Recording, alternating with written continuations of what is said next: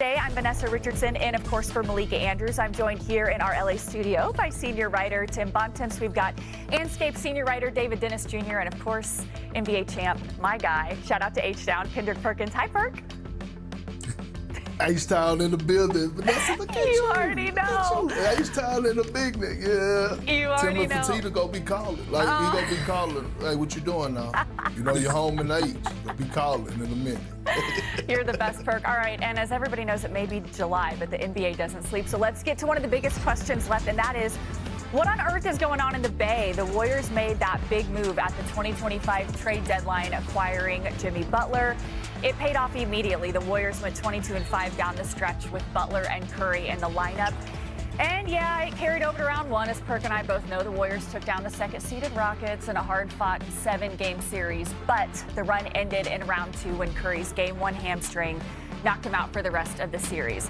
And the Warriors have followed that up by making zero acquisitions with NBA experience this offseason. All other NBA teams have made at least a move now 3.5 weeks into free agency. And we now welcome in our senior insider, Shams Charania, who is in Miami. Shams, why has it been such a slow start to the offseason for the Golden State Warriors? Vanessa, the Warriors' entire offseason has been essentially on pause for one player, and that's the restricted free agent Jonathan Kuminga. And they have wanted to figure out his situation before making their other offseason moves. And so I saw Jonathan Kuminga this morning at a workout in Miami. He's in good spirits. He had a good workout.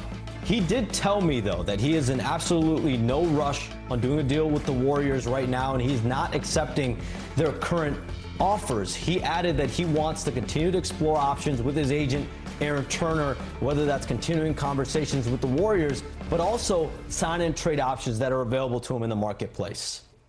Okay, Shams, so you use the term options. What do those other options for Jonathan Kuminga look like?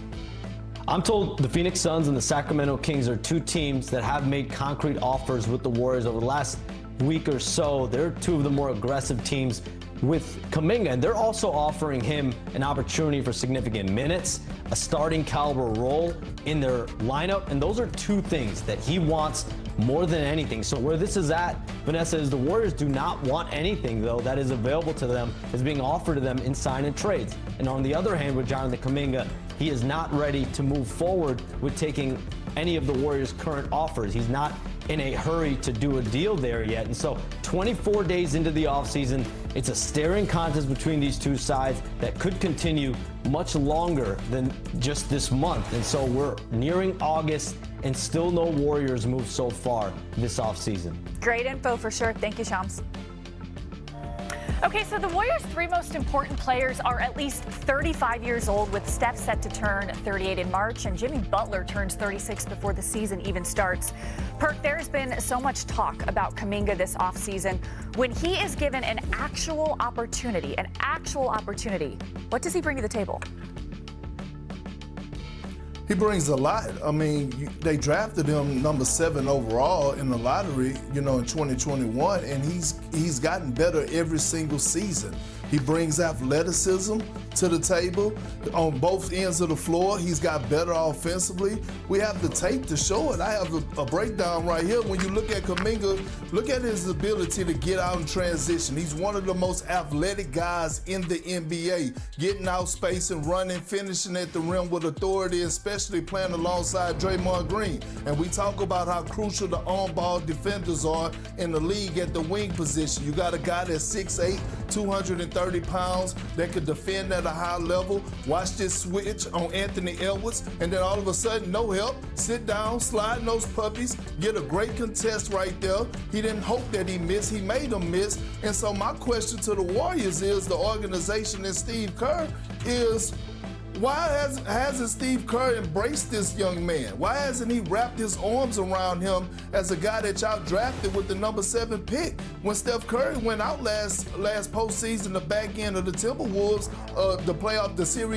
the games against the Timberwolves in the playoffs, he did his thing. So you're developing this young stud who, to me, has an all-NBA type ceiling. What is the problem? Every coach that I've seen, all-time greats have adjusted. Whether that was Greg Popovich, whether that was, Rick Carlisle, they all made adjustments to this new era and these new guys in the NBA. That's what the Warriors need to do. They need to value this young man because he's elite. He has an elite upside. Well, it's not that the Warriors don't value Jonathan Kuminga, right? Obviously, if they didn't value him, they would have just gotten rid of him this offseason and in whatever sign and trade they could do. The problem that the Warriors have with Jonathan Kuminga, that Jonathan Kuminga has with the Warriors, is that it's just a very awkward fit. As we saw in that clip, or in those numbers there, Jonathan Kuminga put up big numbers with Steph Curry out of the lineup.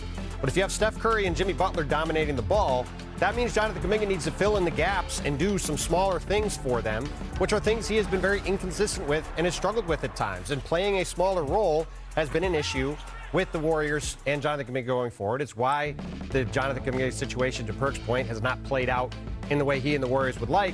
But at the same time, we're also looking at a restricted free agent market where there is no salary cap space available, so sign and trades are hard.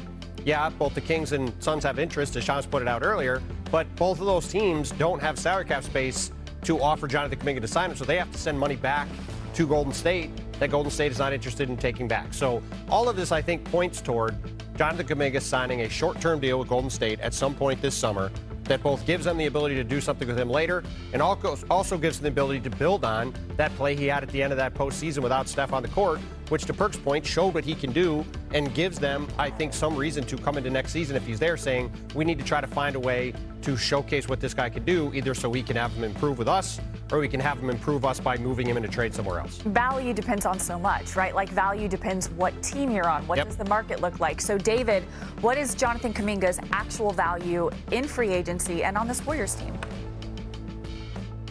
Well, that's the tricky thing, right? I mean, for the Warriors, I think that they have to figure this Jonathan Kuminga thing out because that is the difference between being sort of in the middle of this, log jam at the bottom of the Western Conference or being an actual contender. Like, I think that they have, the zero moves is alarming for some people, but okay, Anthony am I on 3 and 4? Horford's probably coming. And then you have the idea that Kuminga is going to, you cannot have a gaping hole of Jonathan Kuminga not being on this team or whatever they're trying to get back from him. The problem is, as Tim has alluded to, this team was 0-7 in the playoffs when he played more than 20 minutes. What his value is to the Golden State Warriors is that they need a guy who can fill in those gaps, who can get those rebounds, who can play defense, who can fill in different positions. He has not quite been able to do that, and part of that is Steve Kerr, as Perk said, has been pulling the plug on Kuminga a little bit too early and not allowing him to fit into that. So the mix has been really kind of a mess, and Steve Kerr really has to take on the leadership and say, how can I figure out this Kuminga situation this year? Because, again, he is the difference between giving a little bit of more room in this window for the Warriors this season and this thing being another early exit for him. Well, speaking of the Warriors championships, we always, with dynasties, talk about windows, right? So, Kendrick Perkins, is their championship window still open?